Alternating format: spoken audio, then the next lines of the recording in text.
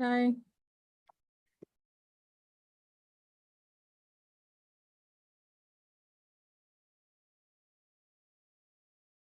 Anybody hear me? Testing my mic.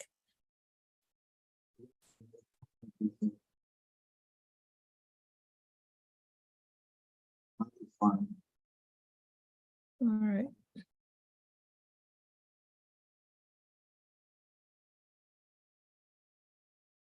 Listen, can somebody give me sharing so I can test that too?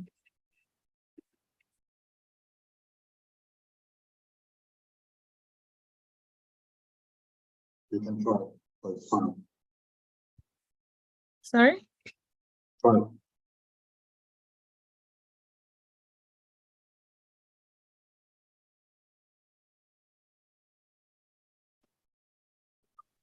Good evening, everyone. Please confirm you can hear me. Yes. Very good. All right, thank you. Good evening, everyone. It's 5:01. I think we're about 6 people currently on the call. I don't know, Mr. Tosin, can we start or just hold on for a few more minutes for a few more people to join in?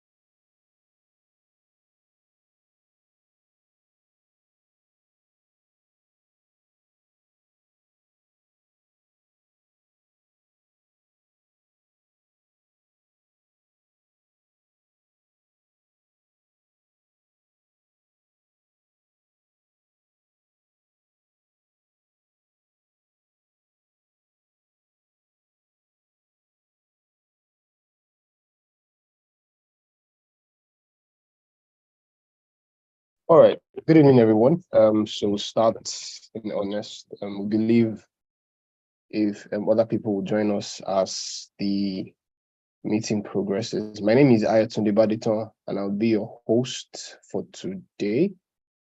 Once again, this is Analytics Africa monthly meetup. This is the September edition, and then we've had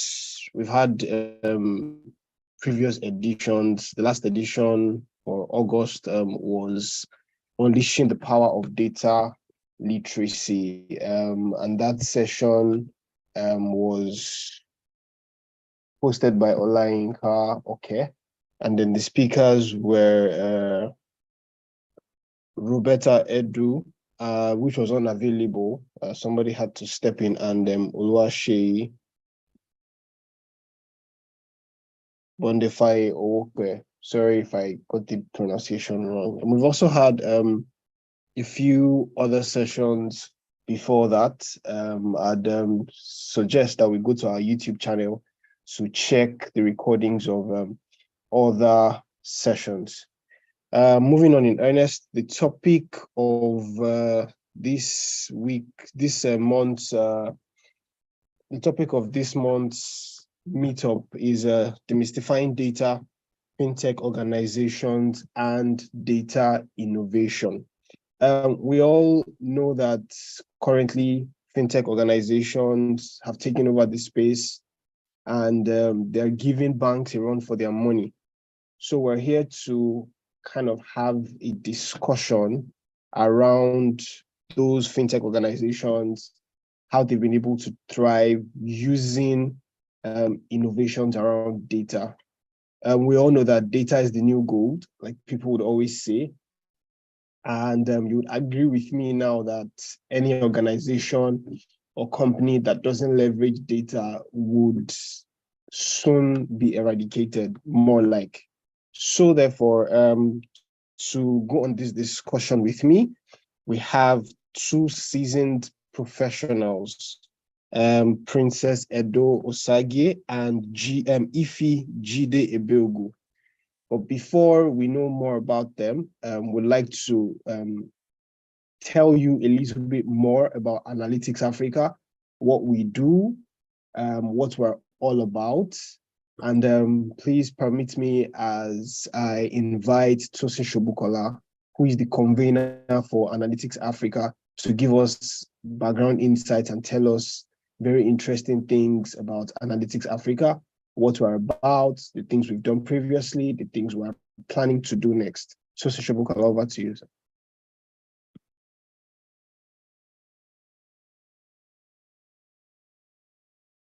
Okay, good evening, everyone. Nice to have you here again today. Thanks for showing up. And I hope you're having fun with the holidays in Lagos or in Nigeria today.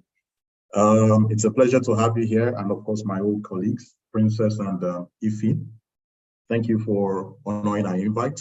We believe more people will join us as the meeting progresses. Yes, so at Analytics Africa, what do? We try to be a melting pot for analytics in Africa. We have a lot of people doing a lot of training already, so we're not trying to compete with them. However, if we see situations where trainings are lacking, we step up to the scene and create the training for such scenarios. So for example, we have a situation where we are finding it difficult to find data literacy courses for people to use. And as a result of that, and the ones that we will see are not good enough. So as a result of that, we've worked to create our own data literacy course such that people will be able to have an understanding of how data literacy works, and also have an understanding of the fundamentals of data.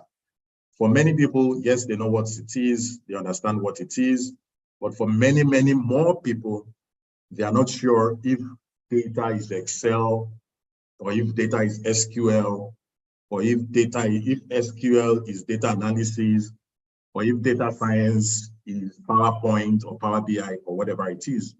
So with the data literacy course, we have deliberately created it to give people insights into how that works. And it's in two modules. We have the basic data literacy and we have data literacy for business. But like we said, it's not our intention to be a course owner to sell courses. We'd rather be in the position of bringing data practitioners together, making sure they can work together, making sure we have a good network amongst ourselves. Another thing that we also want to do is to help mentor other people that are having challenges in their career.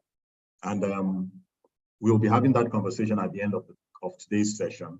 We want to invite a few people to be mentored, and we want to give the people who attend our sessions the first opportunity. More on that later.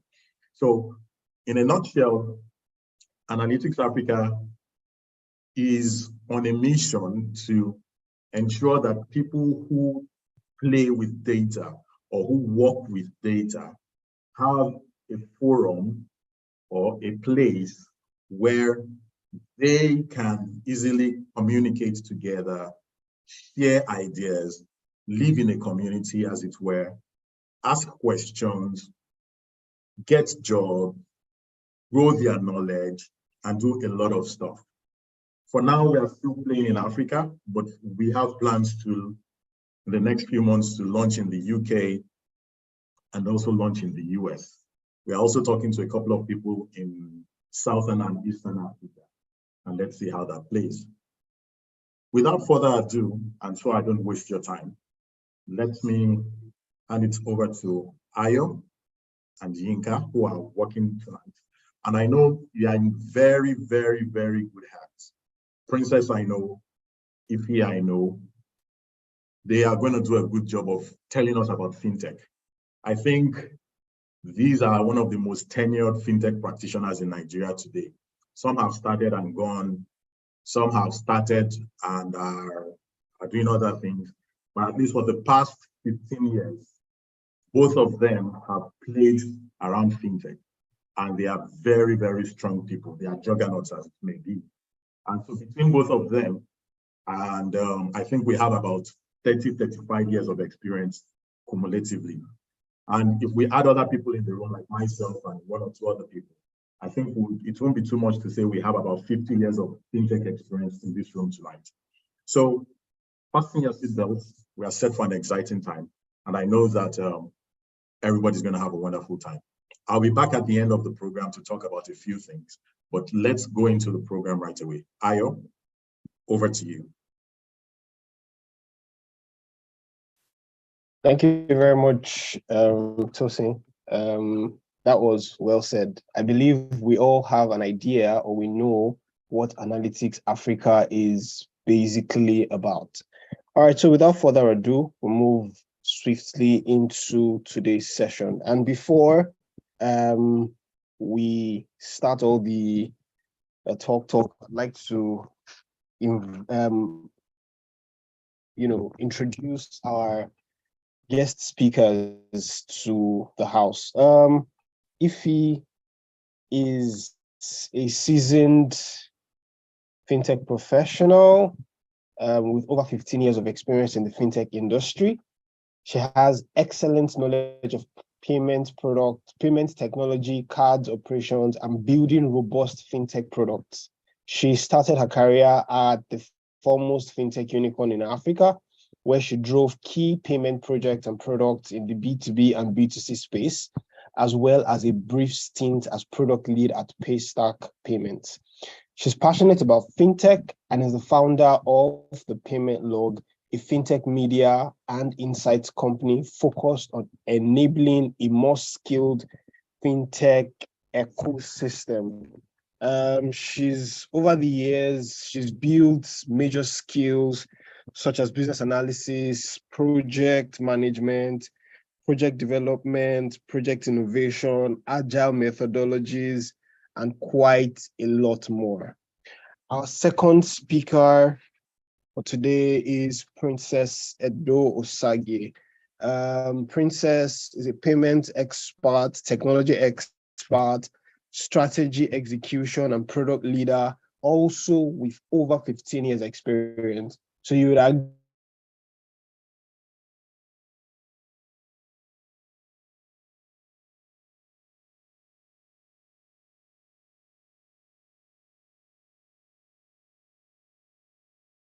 agree with me that when you know that he's very, very correct. Not leadership and agile governance. And before that, and she's worked on projects such as AutoPay Mobile, InterSwitch Direct Debit, InterSwitch WebPay, AutoPay, QuickTeller, Western Union. So once you see anything that has to do with QuickTeller, you already know who is the brain behind that. And then throughout her career, she has also developed skills such as project management, requirement analysis, database administration, software development, software project management, and a variety of so many other skills. Having said that, would now love to hear from them as they take us through this fintech and data innovation journey. Please join me as I welcome Princess Edo Osage, who would be taking us through the topic, the role of data teams in fintech. The role of data team in fintech. Welcome, Princess. Over to you. Thank you, Ayotunde. How are you today? Thank you. Fine, thank you. All right, please let me know when you can see my screen. You can see my bed behind me, so it's okay. Can you see my screen? Yes, we can see your screen. Alrighty, thank you. All right, so I'll just jump right on it. My name is Princess, as Ayo has said. Ayo, do you prefer Ayo or Tunde? Which one? Anyone is fine. Or Ayo Tunde? Because some people are particular. Anyone is fine. All right, so my name is Princess, and I'll just be walking through the role of data teams in fintech. Personally, I like to keep things simple, so my slides are pretty straightforward. I hope they are understandable, and I'll try to explain. Again, if you have questions, I think you should write them down so that you don't forget. And by the time you get to the end, you can then ask the questions so you don't forget them. All right. So I'd like to start with a question. My first question would be, how many people ever saw a paper map before? Anybody on the call? Please, if you did, you can unmute and say you saw one. I personally didn't use one in Nigeria, but I think I saw one when I traveled to another country. Okay, Ify, I see your hand. Meetup, I see your hand. Okay, fantastic. But for me personally, growing up in Port Harcourt, and you needed to go out to your friend's house, there was no map. What you had to do was either jump into a bus or a taxi or an Okada to get to your destination. And sometimes in that journey, you would discover that the driver may not know how to get to that particular destination and may begin to stop to ask for directions, move left, right, to know how to get to the destination. As the Lord will have it, a group of smart people across the world sat down and came up with what we all use today as Google Maps. And if you look beyond what you see at the surface of Google Maps, fundamentally Google Maps is a data product which uses data to help guide our navigation and make navigation easier. So going out now, I don't have to stress myself. I just go to Google Maps, and behind it, there's a lot of data driving that product. So that's what data can do fundamentally. So a lot of people sometimes wonder what typically happens behind the scenes when it comes to fintechs and how fintechs apply data. I will try in the next 10 to 15 minutes to just walk you through it. But I like to start with fundamentals, and I like definitions so that there's no confusion. So fundamentally, what's really fintech safe? Every time everybody just speaking one new term, some buzzword that is always fun and interesting. So what is fintech? So I went to ChatGPT and said, ChatGPT, please, what is the definition of fintech? And it said that fintech is a portmanteau. I saw that word and I laughed because I remember that word from a long time ago when I was very small. But fundamentally, fintech is a portmanteau of financial technology, and it refers to the use of technology to provide financial services and solutions. What most people define fintech as today are those new startup companies that are not necessarily banks that are now using technology to challenge the banks. So whichever definition you want to play with is up to you, but I just like to keep the definition straight and forward. But fundamentally, where you see fintechs play is in the financial sector. So things around banking, things around payments, things around lending, around insurance, and a lot more other services is what you typically categorize into fintech. So I'll just simply say anything in the financial services industry where it deals with payments, money, banking, literally using technology to solve problems in there is what I would tag as fintech. So that's what I'll define as fintech. Because this is also a data forum, I said, let's go back to fundamentals and definition. And a couple of years ago, I got introduced into an approach to thinking called systems thinking. And one of the guys who is great on that topic, Russell Ackoff, had written several papers on what his thought around data is. So some definitions, and the picture on the side just depicts some of the things he speaks about. So he says there's data, which typically are just symbols in short. The information you get out of processed data is what you call typically information. From that information, you can get knowledge, you can get insights, you can get wisdom. And somebody added a sixth one called conspiracy theory to the diagram. As far as I'm concerned, conspiracy theory is for you to decide what the definition is. But fundamentally, these are the elements of the things you speak about when you talk about data. And going back to my computer science days, where we go back to the fundamentals again, talk about data, information. Information is processed data. We all knew that once. Everybody was saying, okay, it's information. But going beyond information, you have things like knowledge, application, insights, wisdom, and conspiracy theory for those who like these kinds of things. So again, our topic is talking about what do data teams do in, how should data teams work in fintech organizations, the role. But I'd like to ask a question, and I'll need feedback, please. Is everyone within the organization working towards delivering the business objectives? Do different functions and roles have different objectives, or all of us are fundamentally working towards achieving the business objectives? Anybody, does anybody agree? Does anybody say, yes, we are? Does anybody say, no, we aren't? I'd like to get some feedback. Anybody, please? Anybody?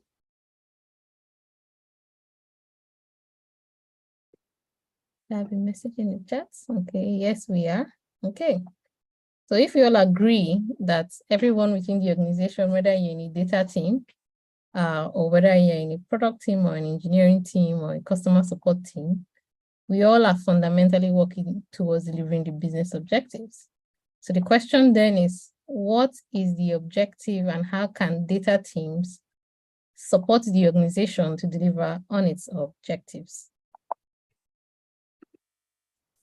So before we go too far, I'd like to also put some, again, I know most of you know these things. Back when we started, there was nothing like data analyst in any corner or a data scientist or a machine learning engineer. There was nothing like that. Everything was just people coming to work and figuring out stuff. If somebody needed to crunch data to get insights out of it, to see how many customers had signed up onto QuickTeller that day, there was no role like data analyst. So all of us would go in there and figure it out, whether it was through Excel, whether it was extracting it from the database into a file or dragging Tosin Shobukola and saying, dear Tosin, we need this information, and he somehow provides it, then we'll carry it, then we'll go and massage it elsewhere. So back in days, there was nothing like all these plenty roles, but as time has progressed, you have quite a bit of roles that have been created and defined. But please note that there's a difference between role and jobs.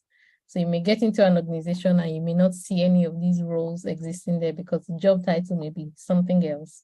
And sometimes people can play multiple roles. So if you're in a startup, you may not necessarily have all these roles within the organization. You may not even have a data analyst, but the function and the role of a data analyst may still be needed within the organization. So I just wanted to put that out so people understand that when you go out there and you're talking about data teams, you may come up and realize that there are so many titles out there. But fundamentally, if you go back to first principles of what the objective is, we'll all be fine. Ayotunde, do you have your hand up? I see your hand is up.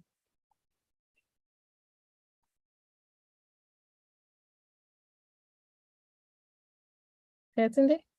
Sorry, it's an error. I don't know how. All right, so the question then is, what are the responsibilities of data teams within fintech? I would like to say first that I like to say payments, for example, is something that occurs across industries. So whether you are in financial service industry, you still need to make payments. Whether you are in your house as an individual, you still need to make payments. And for me, data is one of those things that cuts across industry, just like food, just like payments. So regardless of wherever you are, whether you're working in a fintech or whether you're working in an agri-tech or whether you're working in a regular company, data exists. The question is, are you actually looking at the data? So the question again is, so what are the responsibilities of data teams within fintechs? And I'd like to start that by just walking through the 3 top roles we see out there when it comes to data before we delve into how should data teams work within the organization. And I'll also speak to the experiences we've had over the years. By default, the most popular out there in terms of roles is what you call the data analyst. And they're predominantly responsible for providing insights from the data that has been produced. So fundamentally, data analysts take data and provide insights. This conversation is not about tools and techniques, those are more technical things you would get from your data analytics trainings. But fundamentally, this is what the role of the analyst typically is for. We have what we also call data engineers, who typically take that raw data, whether it was data from, oh, we've gone live with a product, it's sitting in production, what is the uptime of the product, how many customers do we have on the product sitting in production, how many customers signed up today. You need to take all that data and move it and migrate it into a place where people can then access it. So Tosin, for example, would be our data engineer then. When we said, oh, we needed access, there was nothing like a data engineer then. So Tosin would be, Tosin, we are DBA, right? And we say, dear Tosin, please extract this data from the database for us because we want to do ABC. So Tosin will go in there, extract the data from the database with SQL scripts, and I'll put it into a file and then produce it to the team to say, this is the data that we're seeing from the product.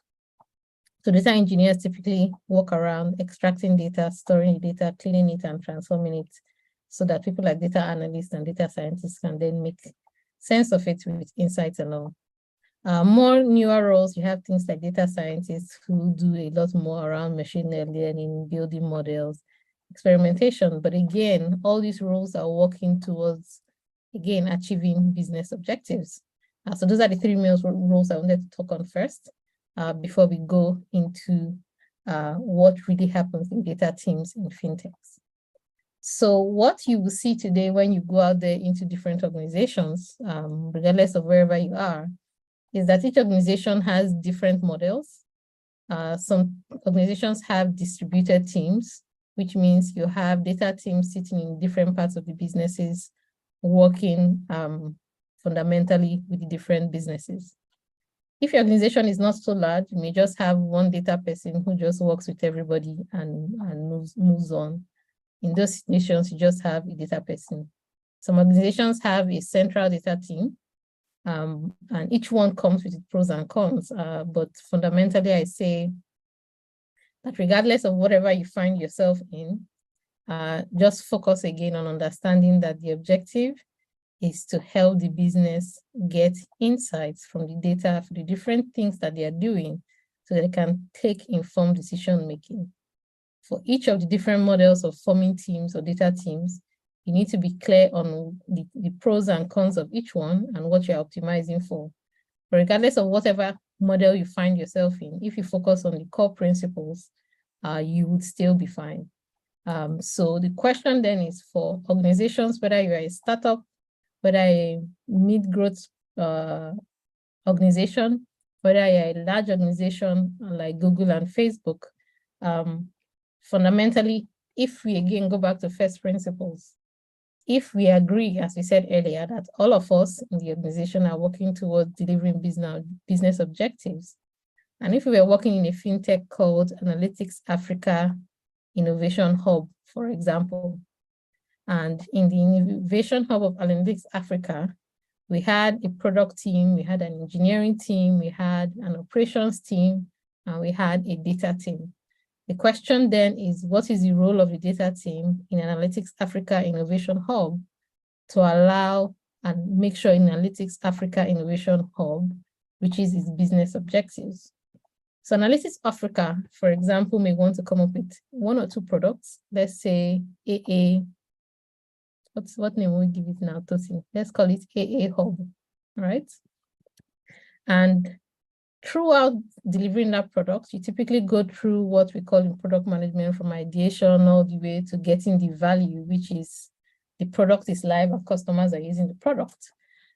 What I am proposing here, and again, it's what a lot of people have said before, is that the data team is not something that sits on the side and waits for all these things to happen. And when the product is live, that's when the data team is then coming to the conversation. What we would like to achieve is that the point of where we're even discovering the problem we want to solve and how we want to solve that problem, data teams are needed at that point. What I've seen over the years also is that sometimes a product team is trying to solve a problem, but that problem fundamentally is a data problem, but a normal software engineer may not see it as a data problem and maybe trying to use software to solve something that is a data problem. So ensuring that your data teams are working continuously together with the different parts of the business to help provide insights and solve problems at the early stage, not at the end stage, is where we need to shift to. In testing, for example, I used to be a QA before. I think I've still do QA once in a while. And one of the challenges we had back then was that developers will write code. It will take them like 2 weeks before the code finally gets to us. Then it's at the end, testers will now be saying, oh, you didn't test things. In recent times, people have come up with something called shift testing left, and I'm saying we should do the same thing with data. We need to shift data left. So data needs to be part of the entire ideation, product development, and value delivery process, so that data provides necessary insights to teams when they're solving problems.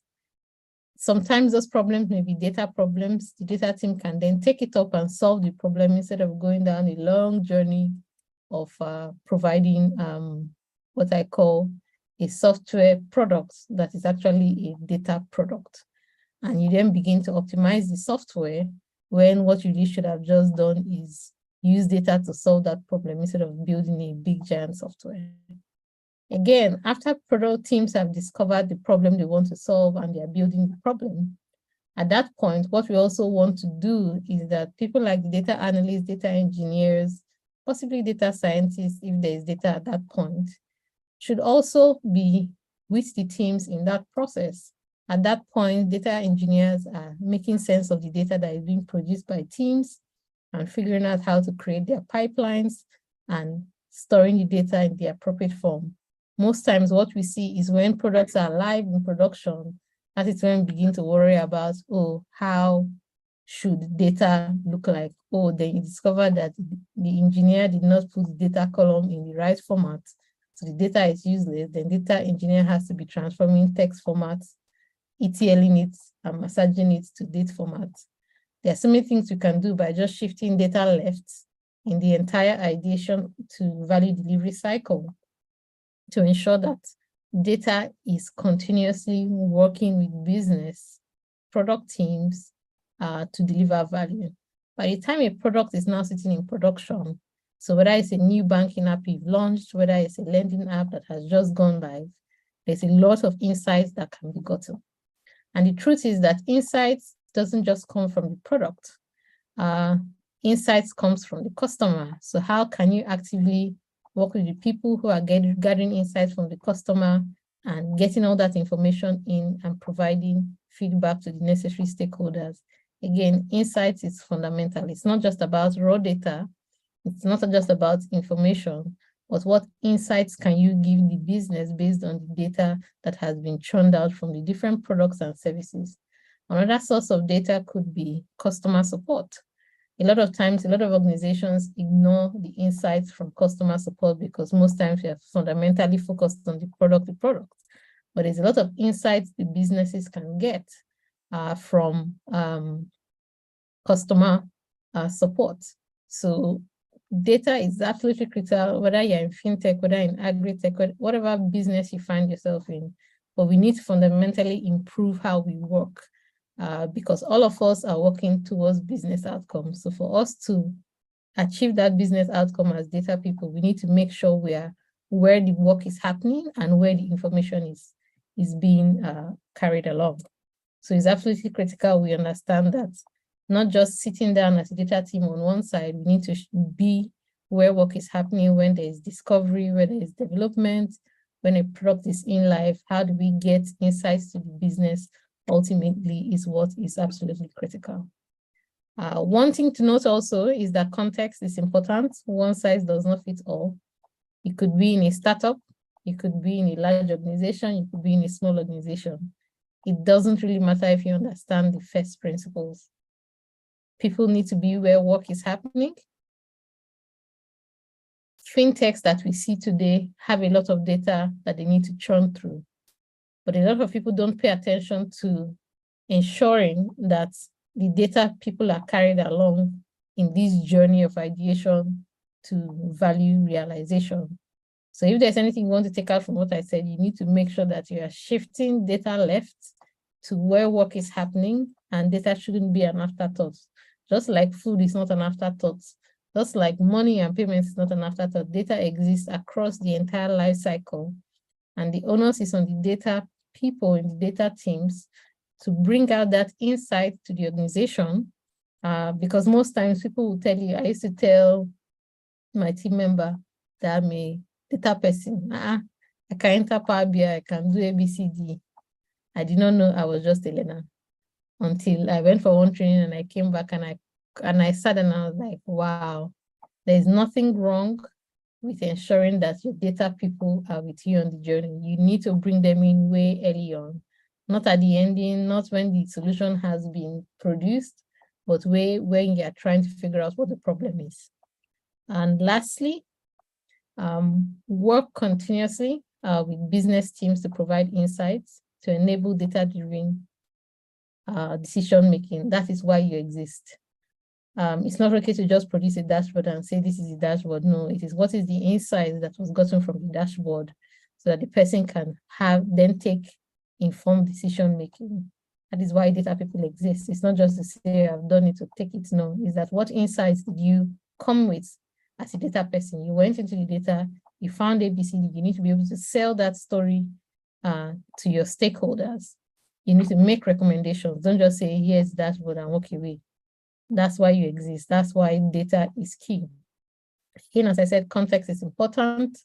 One size does not fit all. Know your context, but again, apply the first principles regardless. And I say it always, people need to be where work is happening, not on the side. We are building a product, we are thinking of a product.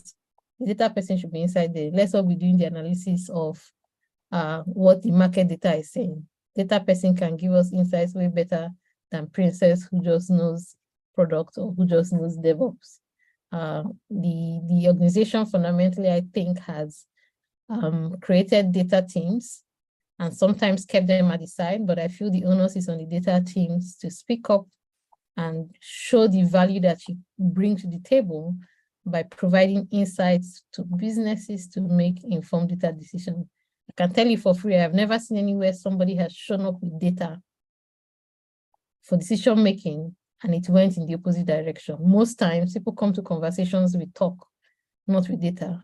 So you guys play an absolutely big role in ensuring businesses that you're in, the companies that you run, take data-driven decisions. And I think it is only data people who understand how to get these insights out. As Princess, I just know how to put left, right, and center. But by the time the data person came out, like, I've been doing a small boy work since this senior work. So please, guys, work continuously, shift data left, don't stay at the end. I know there's a lot of resistance you may get sometimes, but data is absolutely key in this day and age that we're in. Thank you. Today. Thank you very, very much, Princess. That was such a beautiful session. And then everyone can agree with me that it was such an insightful, impactful, and beautiful session. So just to recap slightly, one of the things I learned is the fact that everyone is expected to ensure that they're working for the good of the organization. Means that everyone should try as much as possible to contribute their quota. Also, I also learned about the fact that Tosin Show that I used to be, he's a very hard worker. And the fact that basically the way he draws data at that time is different from the way he'll probably draw data at this time. Yes. At least that's a very, very good information for me to know. Also, I also learned the fact that we should, and I think I'd actually carry this everywhere I go, is shift data left. I think it's something that really stands out for me, shifting data left, don't just stay by the side. I remember having a conversation with a few of my colleagues a few weeks ago, and we're talking about getting data for one of our executives. And then this whole explanation of shift data left just majorly sits perfectly into that scenario. I also want to say that we shouldn't stay by the side. We should always make sure that data is used. Also, another thing that stood out for me was the fact that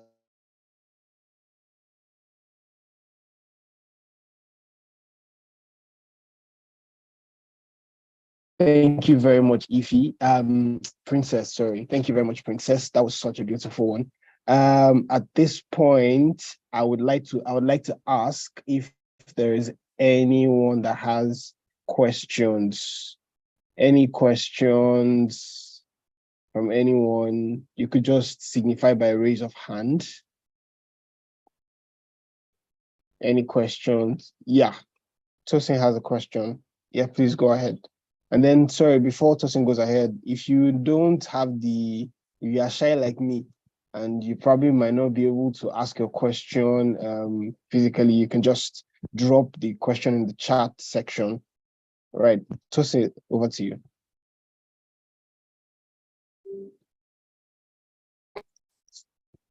Okay. So for me, a lot of people have been saying, or Princess rather has been saying a lot of things around shifting data left. While we may easily understand that, I guess it will be news for some people. So would you be kind to elaborate for 90 seconds and give us more insight into what you mean by shifting data left? Thank you. So today, if we were in Analytics Africa Innovation Startup, where we were building a product that was supposed to solve a problem, let's say, what problem will I use? People need access to data, and we want to produce a site where people can gain access to African data, for example, right? Typically what you see happening in organizations, you have the business owners and the product people and the engineers on one side, and you have the data people in another team. You most likely get the product people and the engineers sitting down together saying, okay, what is the problem we want to solve? How do we build this product? What are the features that are going to be in this product? At that point of the conversation, there's no data person in that conversation. So the product teams go ahead, build the product. The lead engineer designs the database structure. This is how we are going to store the data. The developers write the code, build the product, whether there's a mobile app, whether there are backends behind it. They choose what database they want to use to store the data, and they deploy the data to production. Then maybe it needs a sales team to sell the product to customers. They sell the product to customers. Customers are beginning to use the product. In a lot of organizations, it's at this point we then begin to ask ourselves, oh, how are we doing? They will not say, oh, we have a data team somewhere. Then the data team comes in, tries to go into production database to extract data to get insights out of it. Maybe this took the organization like maybe 6 to 9 months to build. And the data person has not been in that journey throughout and has to then somehow what I call reverse engineer and understand what the business is trying to achieve. At that point, somebody said data team is a mercenary. They're just coming in to give information and move on. When we say shift it left, we're asking that data teams need to be involved at the very first stage when teams are trying to figure out what problem to solve, how they intend to build the product. That's what we're saying, shift data left. So the data teams are part of the discovery process, part of the delivery process and development process, and even the data engineers at this point can create their pipelines of the test data. Data analysts can come up with the dashboards of the test data. So by the time you go into production, all that information is automatically available to you from day one.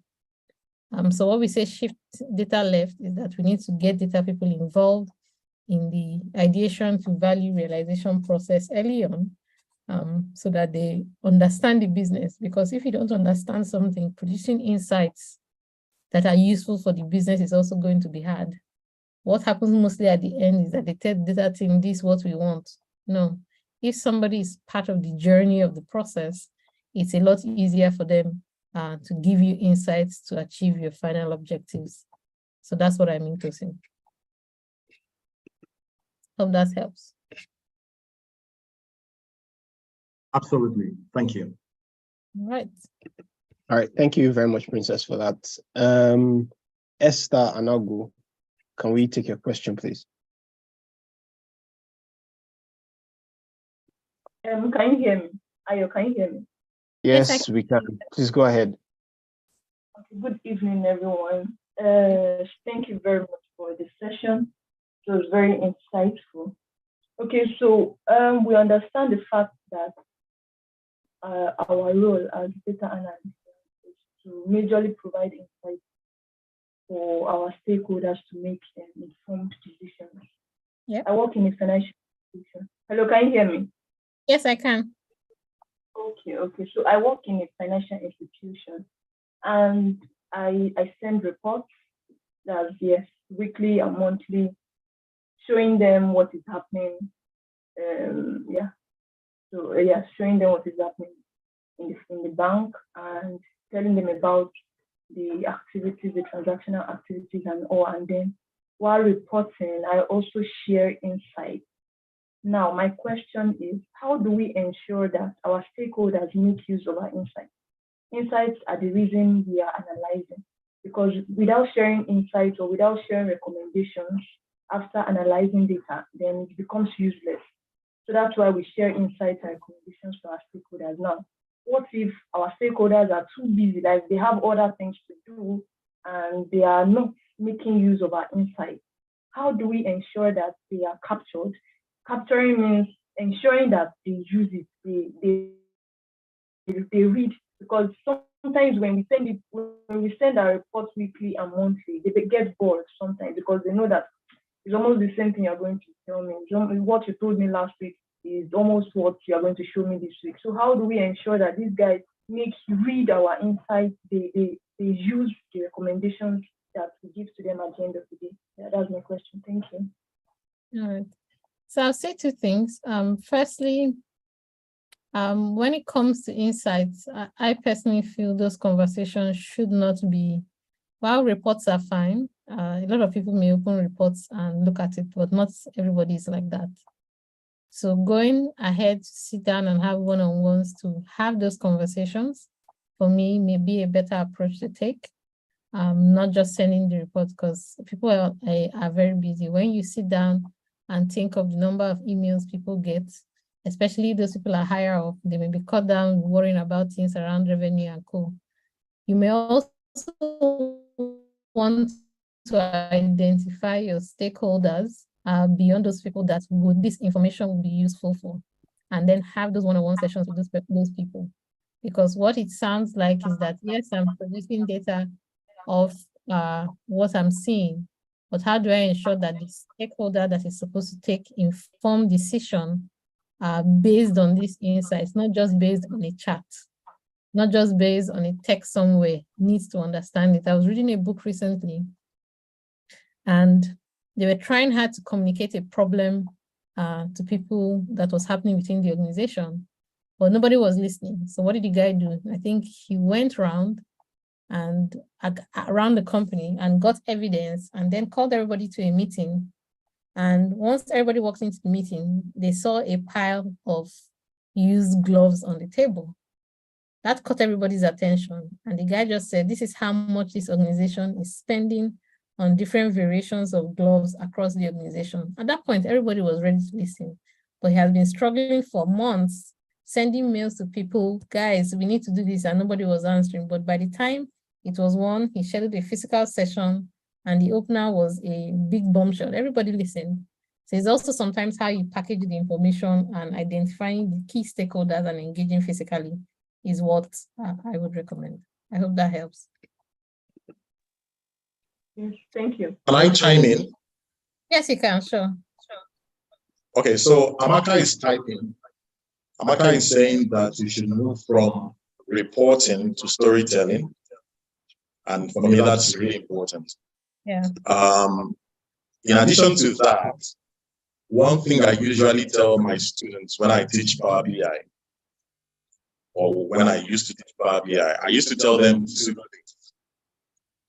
If your report or dashboard does not make sense to the consumer in 30 to 60 seconds, you wasted time. And where did I get that logic from?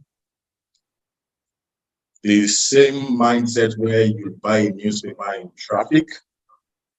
When you get a newspaper, you look at the headlines. The headlines are strategically placed.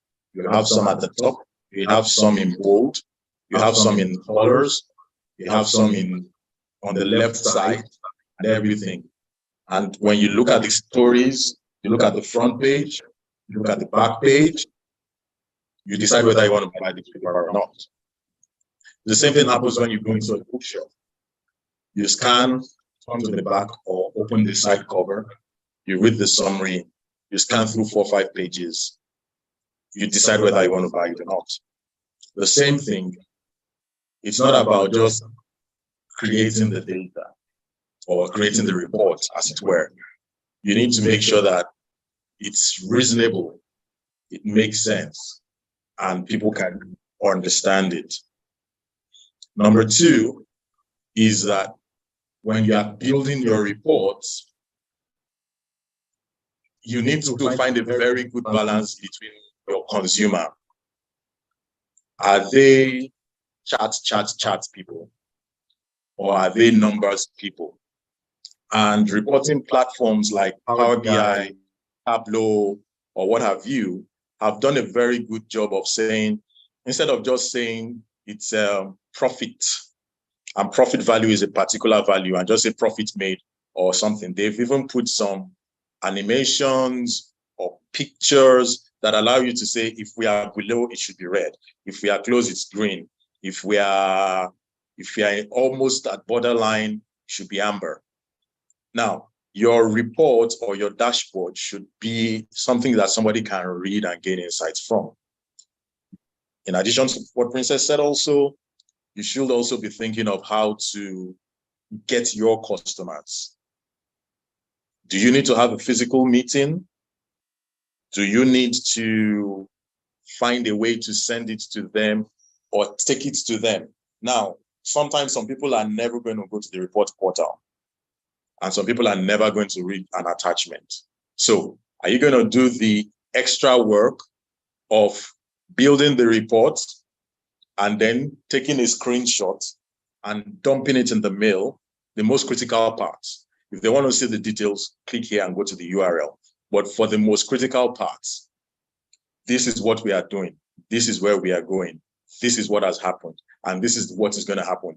And I promise you, I mean, my younger brother got a lot of jobs. He got 2 jobs during COVID. And even something like that is what Ayo does today.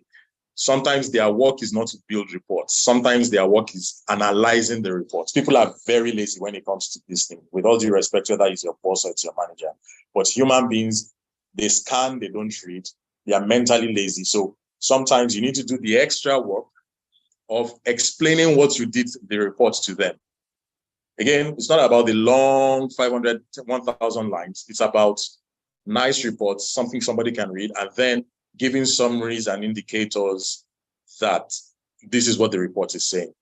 And in some extreme cases, I hate to say this, if you've done everything and the organization itself doesn't have a culture of reading reports, then have fun and learn and move on. There's really nothing you can do about it. Again, move from reporting to insights, move from reporting to storytelling, move from reporting to making sure people get what you are saying. For example, if you build, when I teach, I tell you, you cannot just build a report that does not have cards. If there are no cards on your report is bad.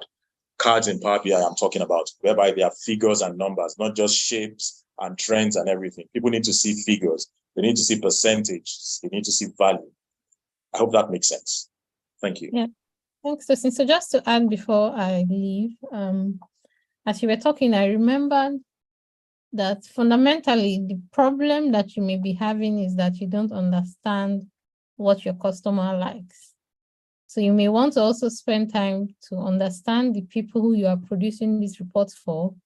What kind of person is this person? And then tailor your reporting to suit their persona, if you want to call it that, of who they are.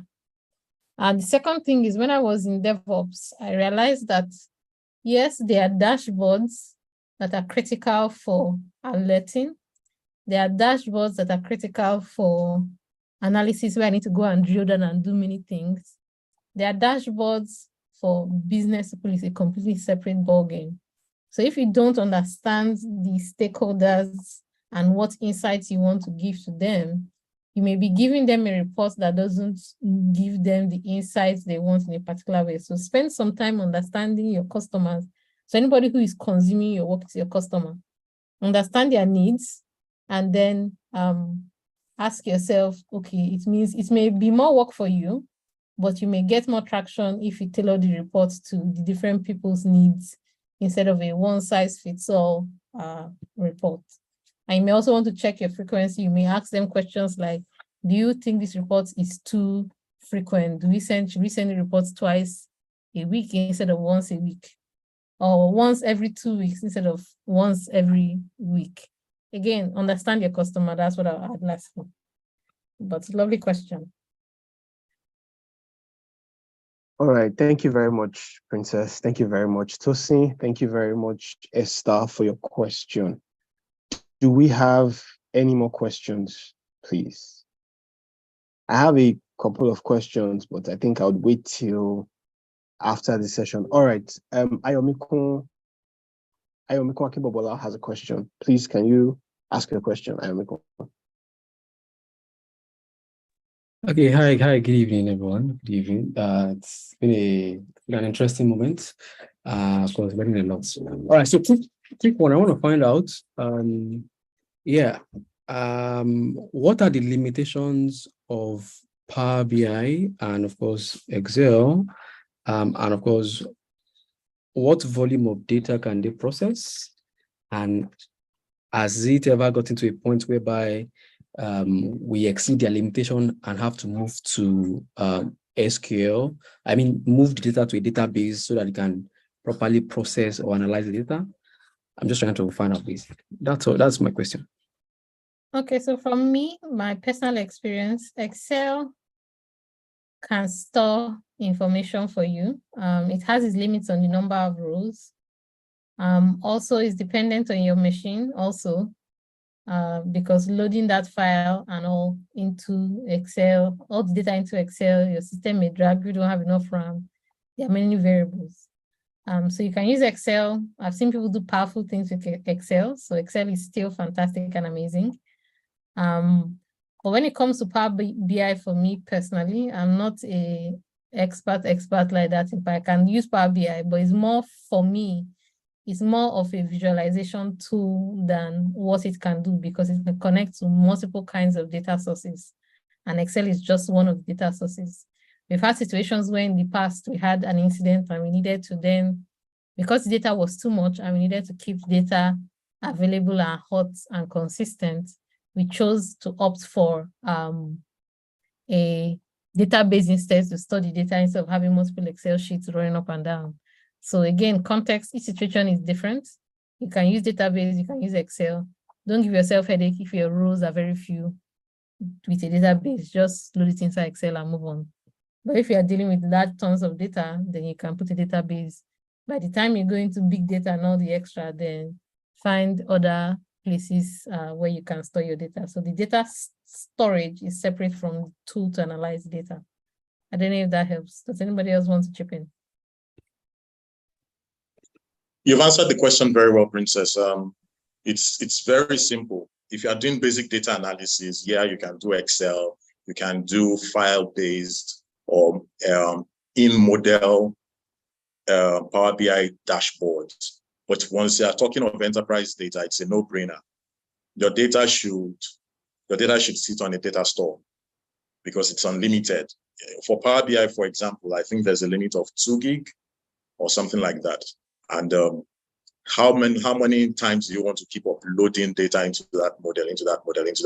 It's the tools are as powerful as they can be, and the tool are as weak as they can be, depending on how you use them. But if, like Princess has said, if you are doing enterprise data, data should come from a database. If you are just doing small reporting, 100 rows a day, 100 rows a week or something like that, then you can consider using it on your PC, but you will definitely hit a limit. However, enterprise reporting, long-term reporting, you want to scroll 5 years, you want to scroll 4 years, you want to see summaries, you want to see aggregations over time. It's a no-brainer. It's always a data store. And this is not to say whether it's it's Microsoft Server or MySQL or Mongo or whatever. It's just an enterprise store. So it's a strategy that works everywhere. Enterprise data should sit in the database, and then small data can sit anywhere. Yinka, are you there? Do you have one or two things to say?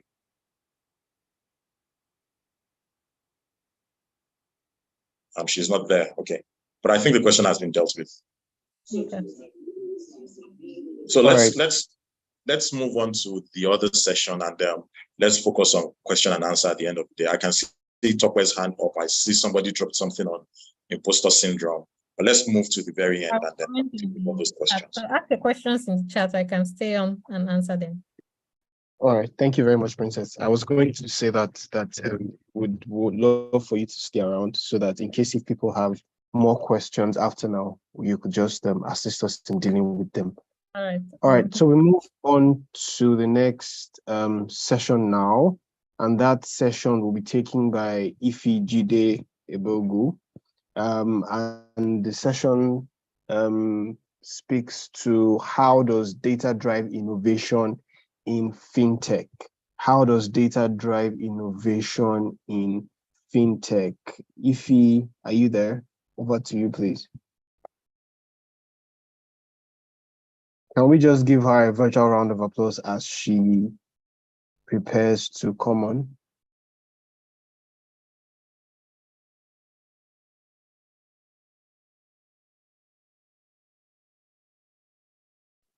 Can you hear me now? I was talking on mute. Can you hear me now? Yes, we can. Good evening, Ife. Hi, evening. Hi, Tosin. Hi, Yinka. Hi, Princess. Long time. Happy New Year's. All right, let me share my screen. I don't have elaborate slides like Princess.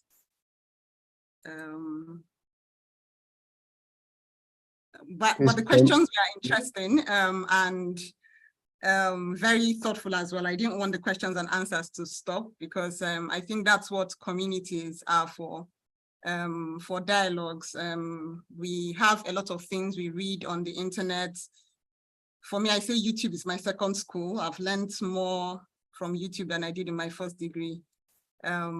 But sometimes you just need somebody to speak to, you know, and that's what these conversations are about. So kudos to Tosin and the team and to Princess as well for that wealth of information. So I'm here to talk about fintech innovation driven by data.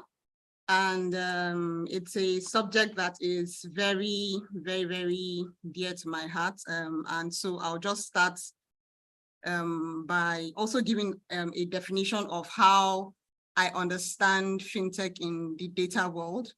And then I'll now give a couple of use cases to explain how I have dealt with innovation or seen innovation happen in the fintech space. Right, so my system should not fail me now. Let's see. Okay, so fintech innovation driven by data, that's what I'm going to talk about. Let me take this out of the way. And I have a little outline. So my outline, I'm going to discuss definitions first of all, and then 3 case studies. So the first case study was my baptism into data a long time ago. And I think Tosin and a few other people helped me out in InterSwitch. And then I'll discuss how we deal with fraud in fintech, as well as some recent innovations, especially one that we saw in 2023 in the fintech space. And then I'll talk about a few more things that are important just to excite us to delve more into innovation in the fintech space. That's the data gurus that are here. and aspiring data gurus, and then I'll conclude. So definitions, right? So I understand fintech as the flow of data packets that are carrying information about financial transactions on communication infrastructure. And every part of this definition is very, very important to me. That's we have condensed condensed my understanding of fintech, because I see it play out both in real-time transactions when we go to the agent, go to the ATM, go to the POS at our favorite supermarkets to buy stuff. And even when we deal with problems that result from doing financial transactions, right? So it's the flow of data packets. If they say your issuer is not available, most of the time it's not because you don't have money, but because the information about the money that you have that is in a particular database in a bank cannot be accessed. So that's packets, those data packets, they are not flowing. They cannot be flowing for a variety of reasons, but most importantly, sometimes it's because of the communication infrastructure. So that's important as well, and I'll expand on that. So things like account opening, when you're opening your account from an agent's shop or something like that, what you're doing when we say that, oh, you don't need to go to the bank to open an account, there's this innovation where you can open your account. My business account, I opened it from my office, right? I didn't need to go anywhere. And all I did was supplied information, and that information was sent over communication infrastructure as information about IFI, the business, the CAC, the meeting, all of that, and then the account was opened and I've been using it, right? The same thing when you want to withdraw money from your account. Nobody runs to UBA or Zenith to collect money from there and hand it over to me. The agent would find out, or the ATM will find out whether I have money, flow of information, find out I have money, find out that I am the right person that you have access to that money. So they authenticate me by asking me, give me a data that we had given you when you opened this account or when you had this card. And that data is my PIN. And even though I know my PIN, let's say my PIN is 9911, and I supply data packet saying that my PIN is 1771. It's going to be wrong and I'm not going to collect my money, right? So again, flow of data packets carrying information about financial transactions. And we can go, on and on, whether it's lending, finding out who is eligible to collect money, depositing money, or even doing investments on the stock market. All those fintech transactions are facilitated by the movement of data. Now, I've been hammering on communication infrastructure, and it's interesting when you look at the variety of fintech services that we have around the world. A lot of us that have worked only in Nigeria, like myself, or mostly in the SSA in sub-Saharan Africa, we are used to the technology called the USSD. But you find out that when you go to other places, if you Japa, whatever, they don't know what USSD is, right? And USSD has been, and their own fintech stuff has been around like forever, because normally innovation flows from there over here. But nobody knows what USSD is over there because our communication infrastructure understands USSD, right? I'll give you another example. It is very common for you to send a transfer in Canada and you're sending it using an email. So they're sending it over the SMTP protocol, right? Because that's their communication infrastructure of choice. So wherever you see a proliferation of a kind of communication infrastructure, right, it is very easy for financial transactions to flow on that kind of infrastructure. Same reason that NFC in Asia, right, is spot on, right, using QR and all those things, because that's what they are used to. That's what is robust, right? That's what they know about. It's not like they don't know about any other thing else, but it's the most adopted. So it's easy for them to scan, easy for them to tap. Why it's not so easy in the other parts of the world. So these are just a few of the different kinds of communication infrastructure that we have. Data packets carrying financial information flowing, on. SMS used to be a thing in Nigeria. I don't know who remembered Globe Banking. I think it's M Banking or something like that, with SMS. So I think InterSwitch also had some very early products that had SMS too, so that's what we have all here. So we're good with the definitions, right? Let me move quickly to my first case study. So the first case study I like to talk about for innovation is what I call intelligent reporting. So this is the background, and I like the question about how to make people, understand data more, and all the suggestions that were given. Another thing that you need to, if I add my voice to that, is to make sure that you understand not just how your recipients or the stakeholder, how they understand data, if they're the numbers guy or whatever it is. It's also what their pain points are.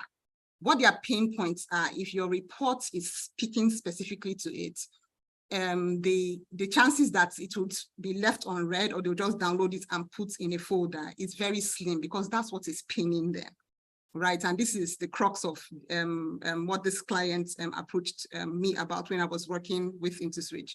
So he said one day after I came to the bank to do some project, he said, I enter into Monday meetings and I'm blind. I'm like, blind, how are you blind?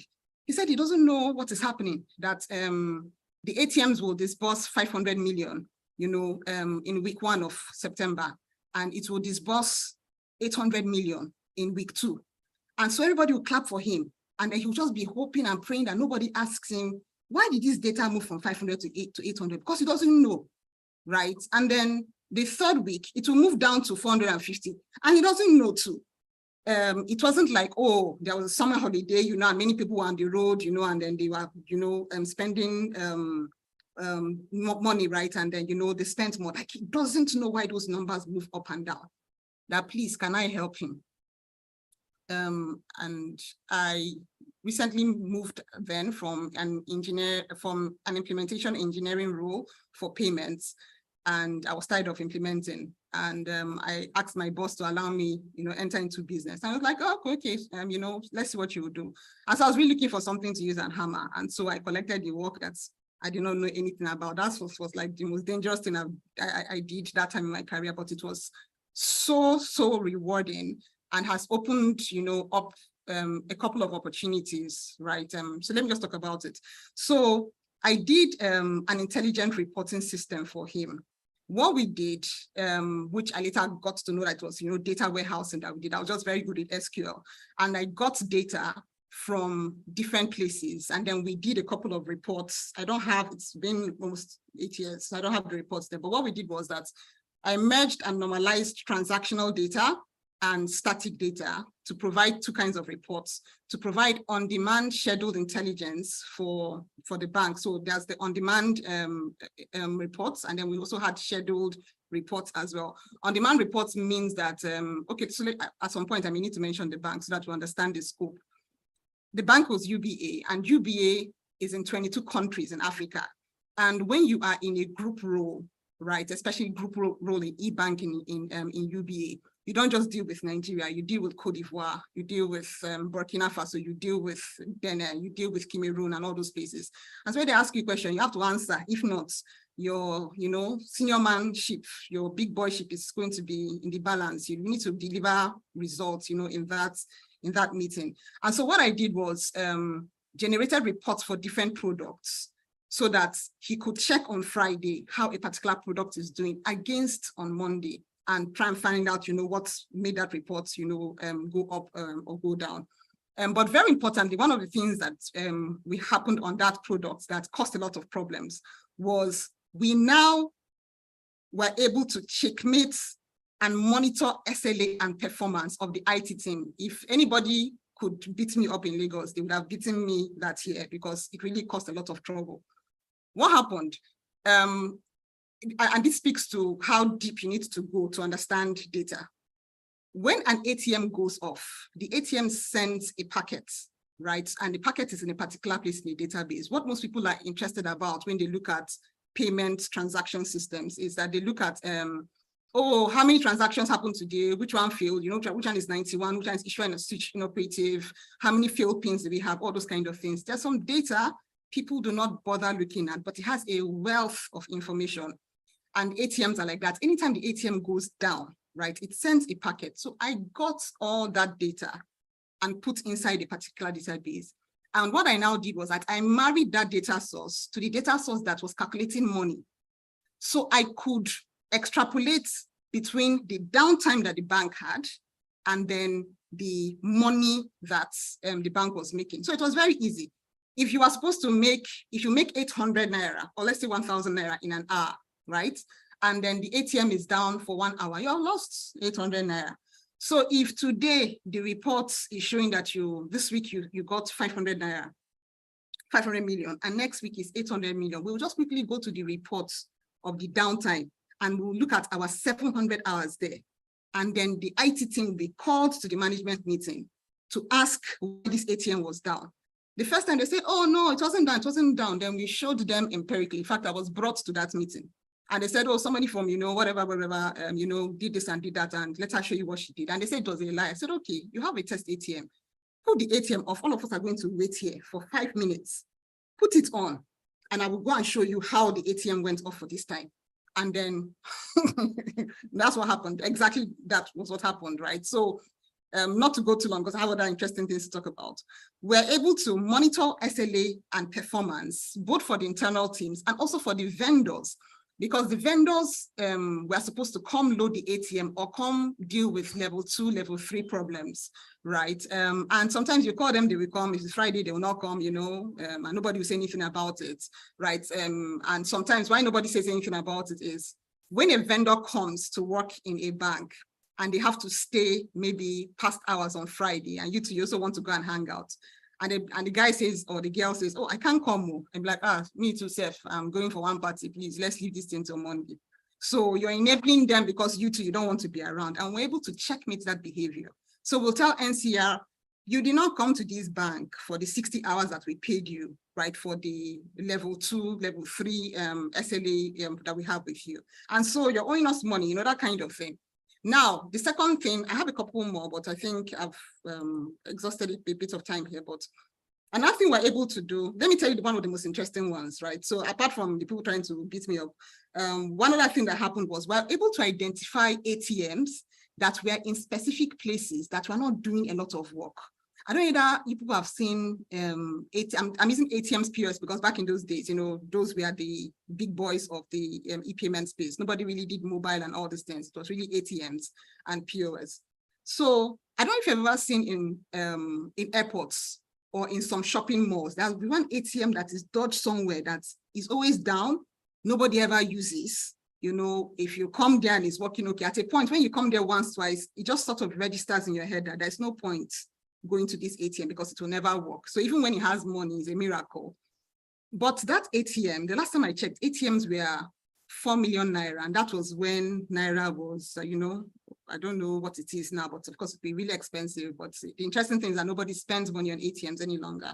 But those were assets that we are wasting away because people were not making use of them, the way they were supposed to.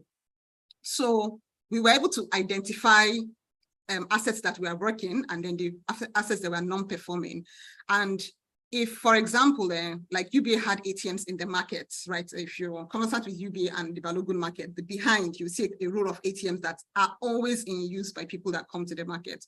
So what we're able to do is relocate ATMs that were not in use, right? In some other places that we thought, oh, this is a shopping mall, so people will come here and then maybe business will not take off the way we thought it was supposed to be.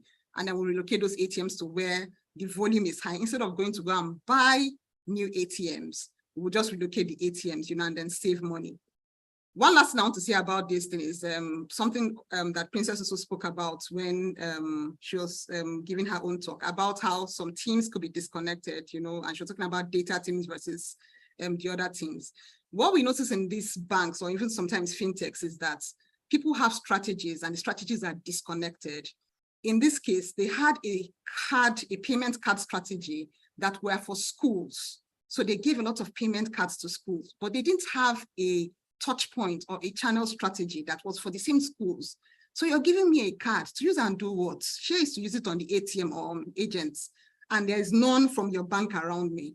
So what was happening in their data, showing up in their business outcomes, is that their customers we are using their cards on GTB terminals, on Zenith terminals, and so they were paying out a lot. If you're conversant with how e-payment regulations works in Nigeria, they were paying out a lot, and they were like, "Oh, what's this rubbish?" You know. So based on those reports, we're able to relocate non-performing assets to those schools. So we had an ATM relocation school strategy.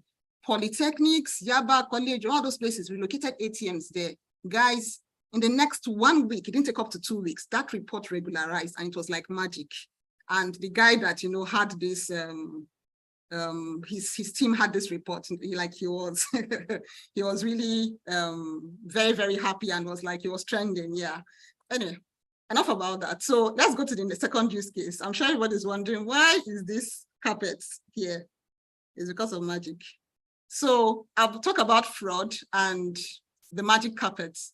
There's a rule in e-payments called the magic carpet rule.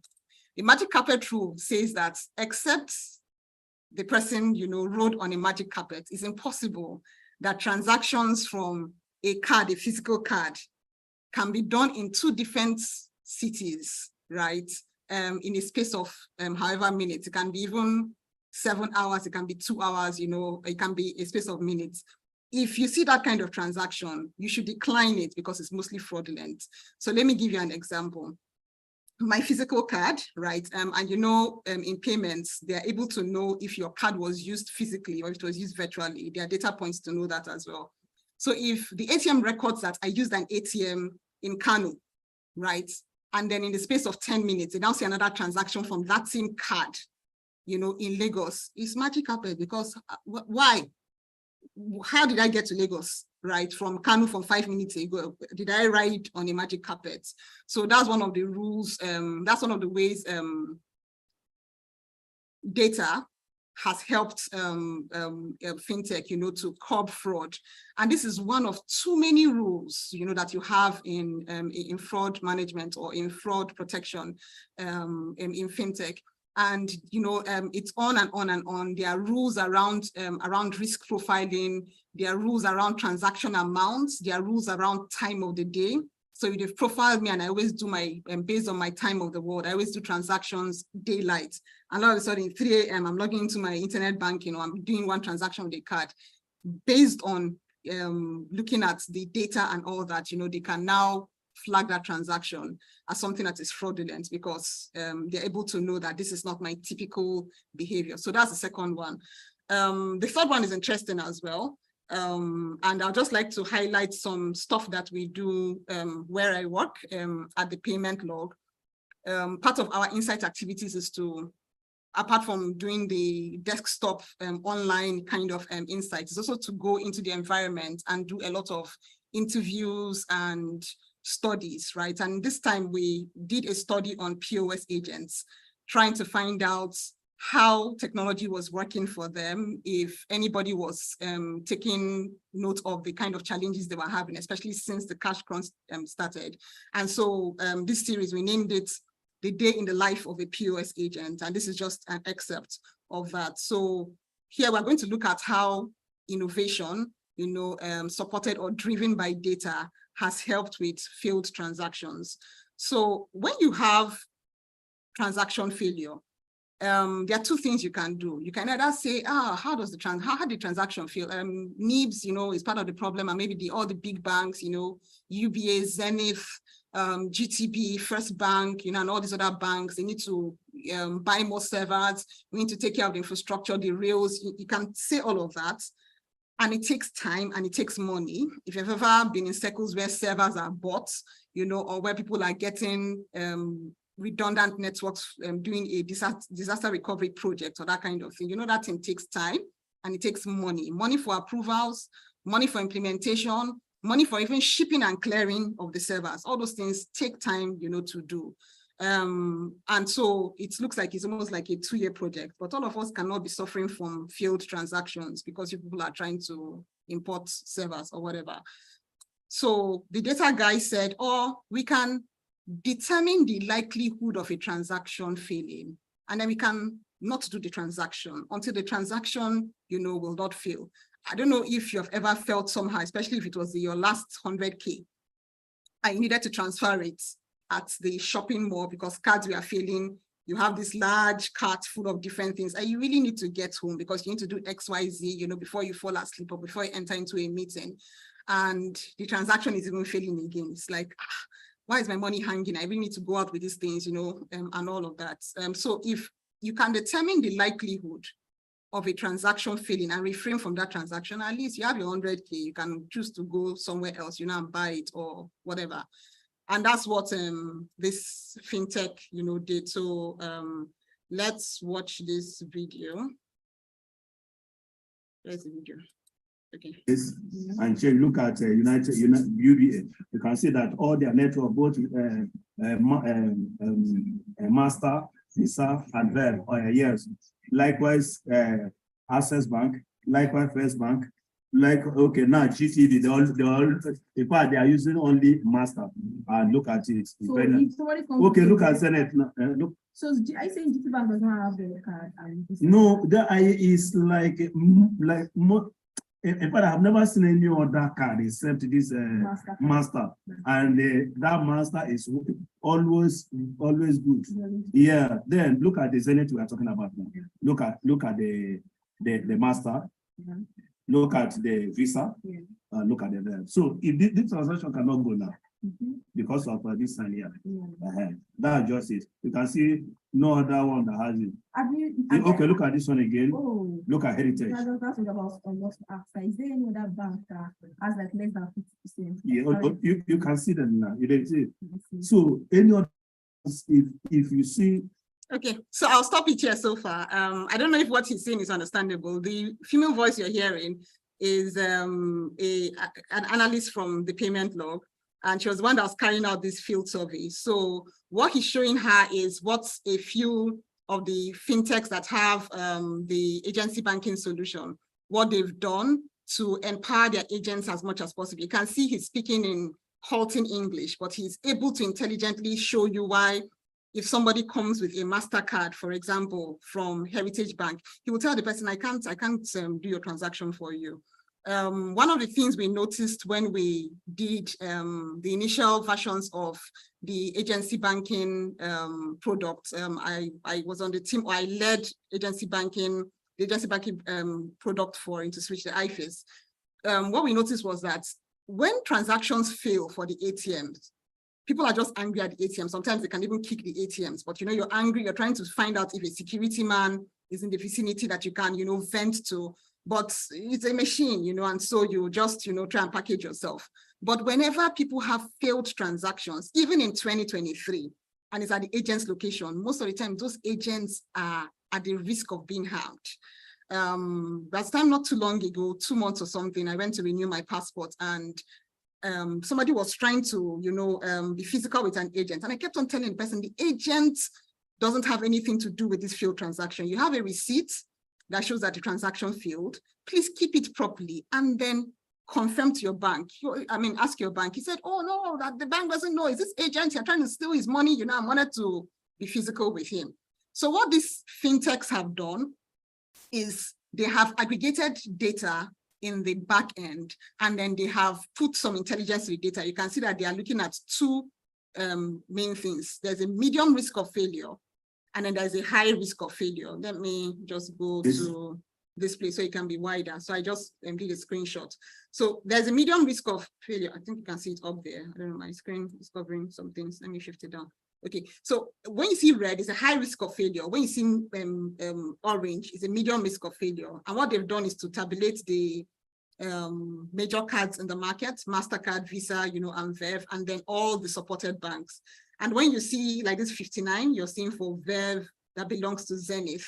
He's saying if somebody enters the Zenith card and wants to use your POS, better know whether you want to accept the transaction or not, because you can be slapped.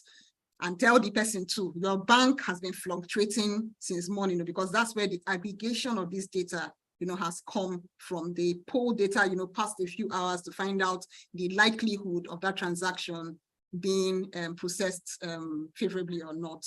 And you can see him even talking about GT Bank, and he's correct. GT Bank has no other product. I don't know why, unless MasterCard. This has been like this for almost 15 years. Yeah, so that's what this is about. And you can see data, right, helping agents preserve their physical security, because somebody has said this data, and this is the thing about this data, is not new.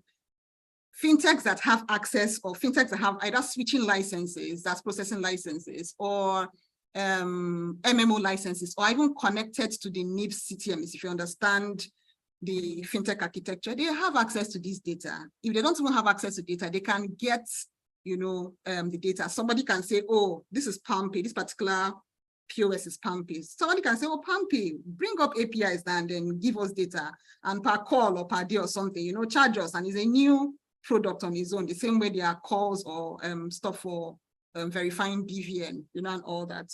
So this is my third use case. I hope this was informative. The last thing I wanted to talk about on a general note is the fintech ecosystem. Because when somebody is trying to navigate a data carrier, one of the things you're bothered about is, I hope I won't be one of the fringe people. Will I be really, is this role really accepted, right? In the fintech ecosystem? Or will I be adding value? How will I be adding value? Shouldn't I go and do, you know, something else, like maybe health informatics or manufacturing? I know that people, you know, that do data, you know, really survive there. And I'm here to tell you, in addition to what Princess has said, in addition to what Tosin has been saying, that your skills are majorly needed. They are really, really needed, because the crux of fintech is that data is moving from one place to another. If I'm not physically at my bank, even if I'm physically at my bank, they'll still need data. Not to talk of when I'm you know, remote, at a remove. We really need data for every single step of the way. Data for onboarding, data for transaction processing, data for operations, for settlements, for chargebacks. We need data for all, you know, those things. So your skills are really needed. It's a blue ocean, you know, if you understand what that means, that there's opportunity for you, you know, so please buckle up and jump in and seek to understand the domain, right? So that you can churn out a lot of value, you know, from the domain. And that's what I'm about to show you. So this transaction flow, it's really the architecture for POS in Nigeria. You can see some of the names that you might be familiar with. Let me say, okay, there's FCMB here. There's UBA being the card issuer here. There's NIP, the back end behind our mobile transactions, you know, doing transfers on your mobile and all that. And then there's the POS, you know, here as well. Now, the next thing that I want to show you is, yes, this is good for a products person or maybe even an engineering person and all that, but how does this relate to a data person? What I've done is to tell you what kind of data you can find at each point. You know, I'm not going to, this is a lot, so I won't unpack everything. It will look messy. I'll just unpack the major ones, right? So let us start from the POS. At least every single person here has used a POS before. So when you go to the POS with your card, which is the token, and there's an app on the POS, these are the kind of things, the kind of data that you would find, you know, on the, that you find at the POS level, that you can, what's the word, that you can extract, right, if you have access to the POS systems. So for token, the customer identification, which is the PAN, that number that is written in front of your card, when it expires, the expiry dates, what the card is about. Is it a Verve card? Is it a MasterCard? Is it a Visa card? And the auth details. By auth details, I mean how the transaction will be authenticated. So is the customer going to put their PIN, or are they doing tapping for contactless and they don't need to enter a PIN? Or was the transaction initiated, you know, with biometrics? There's a time that was, you know, coming up in Nigeria, even though it's normal in other places. And then for the app, you're able to determine from the app what the terminal ID is. So if somebody does a transaction and they print a receipt, right, you'll be able to know, you used the second terminal at Ebano, or you used Teller 5, you know, in ShopRite. So there was something dodgy with your transaction. We know exactly where we are going to go and trace that thing down to, right? And then on and on and on, the TMS, which is the back end of the POS, the TMS is normally owned by the person that has the license to aggregate different POS merchants. So it will normally be a fintech that has some kind of back end. And what happens is that regulation says that for you to have an agent or a merchant, somebody you have given a POS to, you need to do some level of KYC. So this person, has the KYC details of that merchant, has the merchant's bank because they need to do settlement, has the business details and all of that. Let me stop here and tell you something. What the kind of data you have access to, right, begins to inform you of the kind of innovation that can happen at each point. This TMS story, right, and it's not really TMS, in their own case, it was online, is the story behind the rise of Paystack and Flutterwave. So they came in as normal fintechs, no license, nothing, looking at the system and wondering, how can we make this thing better? Developers are, having problems with X, Y, and Z. And based on the kind of information they had, they started off with making APIs nicer to read, which is data, nicer to read data, right? And all that and all that. And then they started, attacking the merchant space. How can we make life easy for merchants so that they'll just come and process with us and they'll forget every other person else?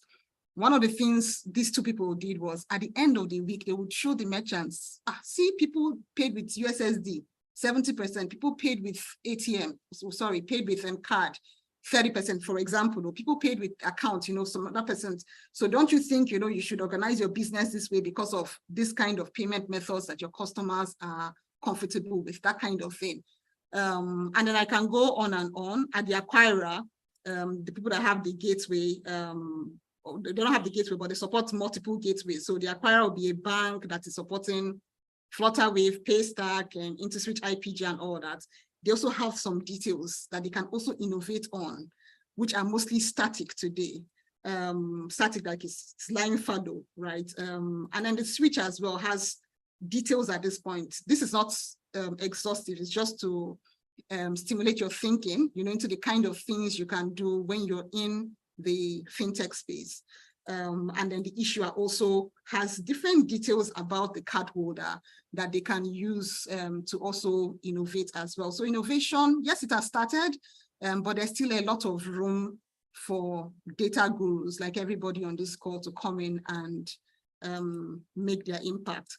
And then I wanted to talk about the future as well. Like I told you, my data journey started that year. I've forgotten what the year is, but I discovered that the more data was growing and fintech was growing, anybody that wanted to do anything useful in fintech needed to know data. And so when I took a sabbatical, I went to do some masters in data. And then I got interested in this thing they call the semantic web, where you've moved from relational database technologies like them SQL and all that into where you can handle unstructured data. And it's not just the unstructured data of the MongoDB, the normal big data, but it's handling them in a graph form, right? Down to even something that is called, which I'm sure a couple of you know, the semantic web. And I want to show you how useful it's going to be for fintech. There's a customer, a fintech customer called Ifi, and this is the relationship today. What Ifi has is a couple of things that define her relationship with a particular financial institution. This could be a fintech, this can be a bank. I have an account, but I have a business as well. So I'm a merchant as well, the same Ifi, because they'll ask me for the same BVN or the same ID. And then maybe I also need a loan too for my business. Let me move this up. And then you also need to authenticate me, find out if I have a credit score. There's a particular ID in your bank that you've assigned, to recognize my person. And then of course you have my BVN as well. What are the other things that we can do surrounding this? It looks like okay, let me put it like, I think I clicked on something I was not supposed to click. Okay, cool. So let's see how this data spreads. Now on the credit score side, I can have my personal credit score. I can have a business credit score. For my bank ID, it will be attached to transactions. It will be attached to my mandate. So, how I'm giving approval for things to leave my account, whether it's a family account or a business account or some joint fixed deposit or something like that. And there are products in the bank I've also subscribed to.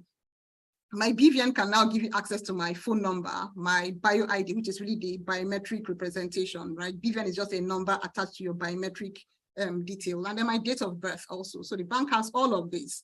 And then the bank very quickly, I know I'm running out of time. I have an account with the bank, but I have many accounts with the bank. I have a dollar account, I have a personal account, I have a corporate account. As a merchant, they must have done a KYB for me, that's know your business. So they've authenticated my business, which means I had to supply them my CAC and then my tax identification. These are all the things that banks make us to fill forms, and those annoying forms again and again, when you can just ask me for a bank ID and access all this information, and I'll be with you for life because you're not stressing my life. I have been banking, there's a particular institution in Nigeria that does wealth management for me. And I wanted to do another product with them, especially this one that, Naira, we don't understand it again. And so I wanted to do a dollar product. I've had a Naira product with them for like 10 years. And I just said, hey, please give me your dollar products, let me review them. And then they sent me some things. I'm like, I've been here for almost 10 years. Like, sure, I can just, signify and you enroll me or enroll me. They said, no, they sent a bunch of forms. This was last month. I'm not filling those forms. Me, myself, and I know I will not fill it. Same thing with all of you here. We don't like filling unnecessary forms. Can you find out what I filled the other time? I've not changed, I'm still Nigerian. And re-enroll me because you have access to these things. What they are doing in the background is that they have it in one database, arranged row by row. From what you're seeing here, this kind of data cannot be managed row by row. It's not relational. It is graphic, right? It's a network. So a different kind of technology needs to help you manage that kind of data. And that kind of technology, right, needs to be able to, somebody needs to try it out. We attempted something like this back then when I was in InterSwitch, but we didn't take it to the end. It was called Customer 360, where you have a way of enrolling a customer because you have figured out their relationship with you, right? Like this. And of course, that's what is written on here. How we start dealing with unstructured data, receipts, different things like that. And to lead us to knowledge graphs, and then of course ontologies, and then the semantic web. I hope all of this was interesting. Just to say a little bit about the payment log. So at the payment log, we say that we do fintech insights and knowledge media. We have 4 expressions for the payment log. We have the log that is really our insight product. We are nursing a couple of databases just to help with the insight management and visibility around what fintech is, in Africa. The latest expression of the log is a newsletter, but behind the newsletter are 4 databases, right? There's a database for fintech professionals in Africa. There's a database for news, which also bets to a database for products as well. There's something I wrote yesterday on LinkedIn saying that so far, for the last 9 months, we've had 15 wallet products that have been launched in Africa. And that's where I got that data from. Like I didn't, get it from the air. That's where I got that data from. The other things are Fintech Open House. We have an event tomorrow where we bring experts like Princess and Tosin to, glean from their experience so that people don't make mistakes that other people have made in the past. We have the fintech community on Slack, and then a school of fintech where we teach fintech. I hope this was not too boring. I hope you gleaned, 1 or 2 things from this discussion. Thanks for having me.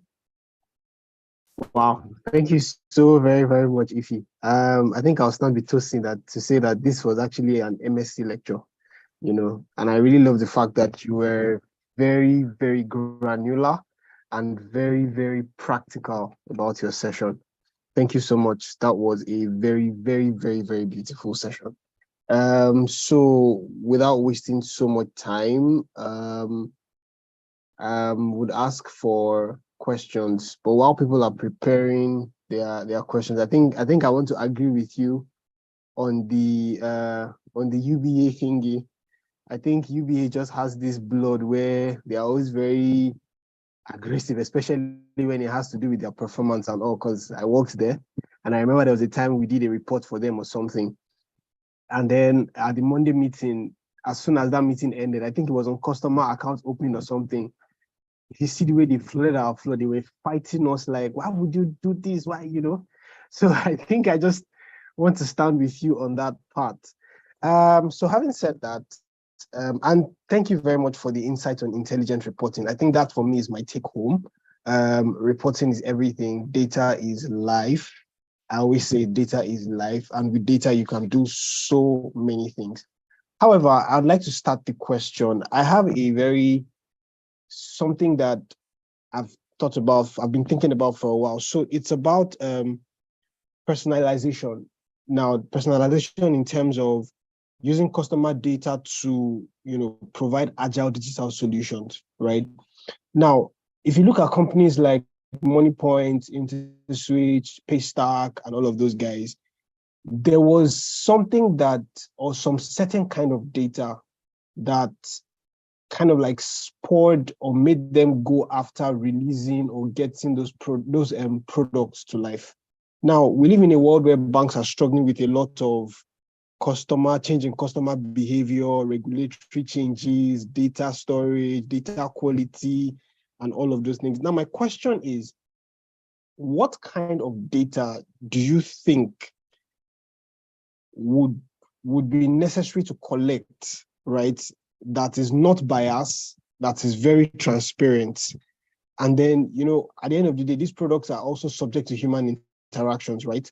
So what kind of data would we collect, to aid birthing these products? I don't know if you understand my question.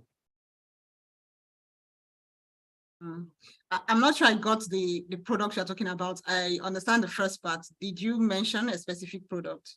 No. It's just like products generally, right? So in product development, right, what kind of data do you think, or what trend in data would you see that would make you feel, oh, we need to do this, oh, we need to bring up this product, oh, we need to tweak this product, oh, we need to change that?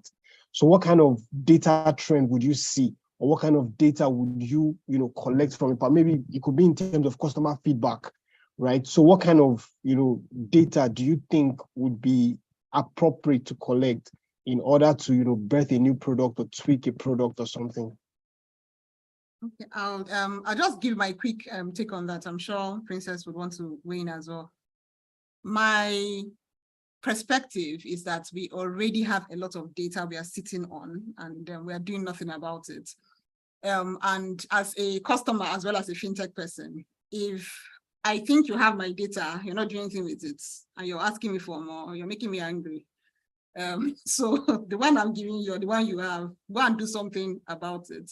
Again, I have an interesting story. One of the things I did in Paystack, where I worked a lot in operations at the back end, was to look at why we were getting increasing call outs on social media. And one of the things, we did was go back and look at the data, and to look at unstructured data is very hard. It's painstaking. You can be there for 2 weeks and somebody be wondering, what are you doing? You're not doing anything. We're not seeing any results, but until the result comes out. And what I noticed was that in our CRMs, whatever CRMs every other person uses, but the most common ones are Zendex, is buried trends that you need, because we don't have elaborate ways of churning unstructured data. It's a human being that needs to sit down and bring out that thing. After the first week that it looked like I was faffing, the second week results started coming out. One of the results that came out is something that is very common that is almost silly. Banks have changed names from time to time in Nigeria. So, and sometimes they have been acquired, right? So the latest one is Polaris Bank that changed from Skybank into another thing at some point. But transactions were failing, or people are not able to report things well, because in the database, it was binding to Skybank, while Skybank was Polaris Bank at the front end. Something as simple as that. We sorted it out and that thing dropped. Imagine that my transaction is failing. Then you come and ask me, what can we do about it? I'll be angry, but really the things you need to solve that problem are sitting down with you. Right. So Yeah, I don't know if I've answered the question without talking too much. Yeah, thank you. I don't know if Ify or Tosin has. Hi. Yeah, Princess. Sorry. Princess Of here. Tosin. So if I got your question, I'll say it this way.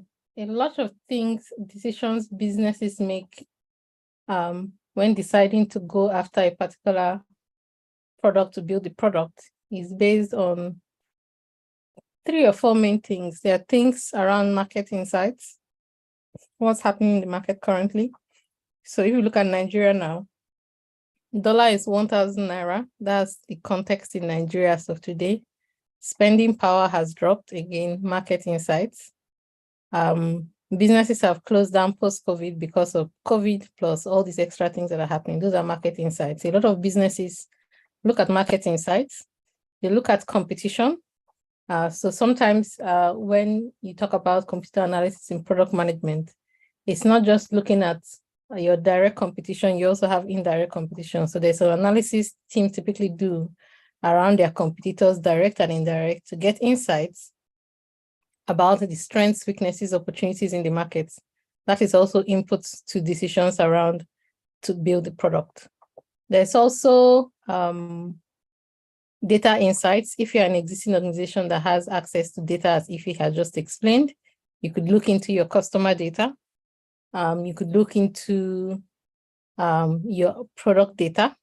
I tell people that if you have a website, for example, and you're running a business, how many customers visited your homepage today, and which part of your website was clicked today?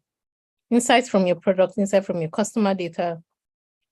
If you put all those things together, you're able to then come up with what I like to call opportunities in the market that you can go after. So again, those are the 3 or 4 points to look at to be able to get insights and agree which area you want to focus on. And obviously there's opportunity. If you are like in Nigeria and your father has become the governor, opportunity is in your front because we are man-no-man country. All right. All right. Thank you very much. Amaka Ibiji, I was seeing some comments. I don't know if you want to share your thoughts. Oh, I just put that in the chat. I was talking about thematic analysis, and I think that was what Ify was describing, and that it can also be used. Ify had talked a lot about the financial space, but this cuts across different industry, getting insight from data that would ideally be forgotten, even from customer surveys and things like that. Because if we don't pay attention to the pattern, it kind of impacts our bottom line. So I'll just pause there. All right. Thank you very much, Amaka. Do we have any other questions?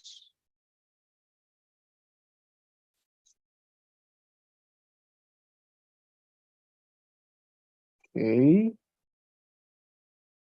Comments, questions?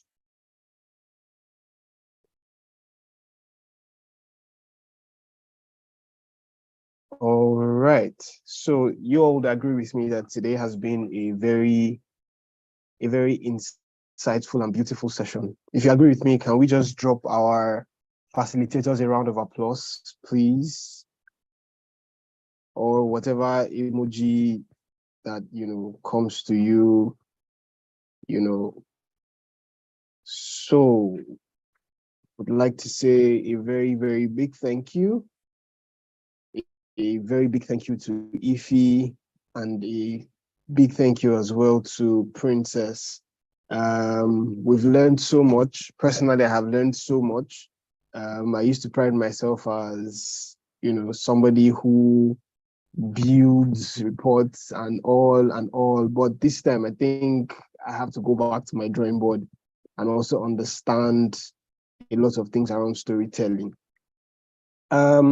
Without further ado, would like to invite Tosin Shobukola to give us closing remarks. Tosin.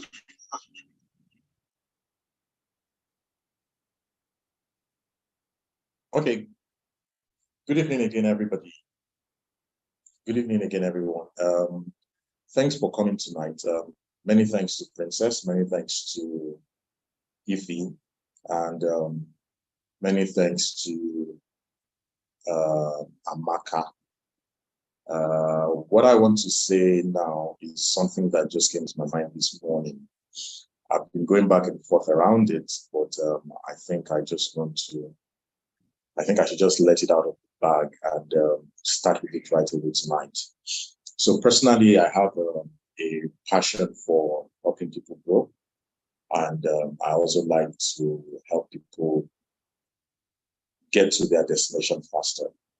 And this is something that I can do in my sleep. It's my DNA. I love to help people get better faster. I can tell a lot of stories about how I just gave some people off the cuff guidance and advice, and then they took it so seriously, even more seriously than I expected. And their lives took a turn for the better based on that. As a result, I decided earlier today, or was it yesterday, that I want to start helping people. And I have 5 free mentorship slots based on the Analytics Africa platform. It's in beta, which means I have not thought it through 100%, but I'm going to do it anyway. And we keep learning as we go along. So by the end of next week, I would open more slots up to other people who have attended an Analytics Africa program before. But for tonight, you'd send a mail to analyticsafrica@outlook.com to indicate interest. And also you must post some things that you learned and tag the page of Analytics Africa on LinkedIn. So you tag Analytics Africa on LinkedIn, and you also post a few things that you learned between now and Friday. So there are 2 things you do. You send a mail to analyticsafrica@outlook.com or analyticsafricaonline@gmail.com to indicate interest. For now, it will be on a first come, first served basis. We have 3 slots for people on this call tonight, and then the remaining 2 slots for October will go to other members of the Analytics Africa community. That is, they've attended our event at one time or the other. So it's free. It's just going to be a 90-minute call. Let's discuss whatever career alignment challenges you may be having, and then I'll just give guidance. It's one-off for now. So I believe a lot of people have a lot of questions. They don't know who to speak with, they don't know who to turn to, or they don't know who to trust. I am not Union Bank, our first bank that is big, strong, reliable, but at the same time, I think it's a conversation we can have. So I would informally launch this tonight, give 3 slots to the people on the call tonight, and you'll hear from us either by email or by a post on LinkedIn. So please follow us on LinkedIn. LinkedIn is our most powerful channel. We would include Twitter. And at the end of the day, yes, we'll take it up from there. Please do not DM me. It does not count, because once this call ends, I'm not going to see your contacts. I'm not going to see a lot of things. So please, I'm not being arrogant by saying don't DM me. I cannot follow up with you if you DM me on this one. So the best way is send a mail to analyticsafrica@outlook.com or analyticsafricaonline@gmail.com, or contact us at analyticsafrica.org. But for you to do that, you must have given some insight about what you learned tonight, posted it on LinkedIn, tagged us on LinkedIn, and then you can take the conversation forward. Amaka, thanks for joining. I know your time zone is far extreme, but you've sacrificed. You're probably even at your desk at work, but thanks for sacrificing. Princess, thank you. Ify, thank you. To the many, many people who have joined, thank you. I have some senior friends here, but I won't mention your names. One of them is a professor. Thank you. Thank you, all of you. And We hope to see you in October, and that would be on the 27th, or is that the 26th of October? You'll get the details. Yeah, that will be on the 26th of October. Okay, Ayo, back to you. All right, thank you very much, Tosi. Permission to be one of the people that you will mentor.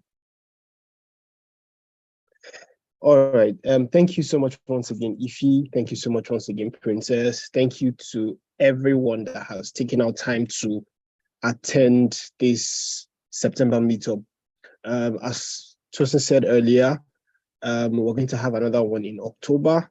Please look out for our emails. Also follow us on LinkedIn. And then by the time our Twitter channel opens up, please do well to also follow us as well. Thank you so much and have a good night.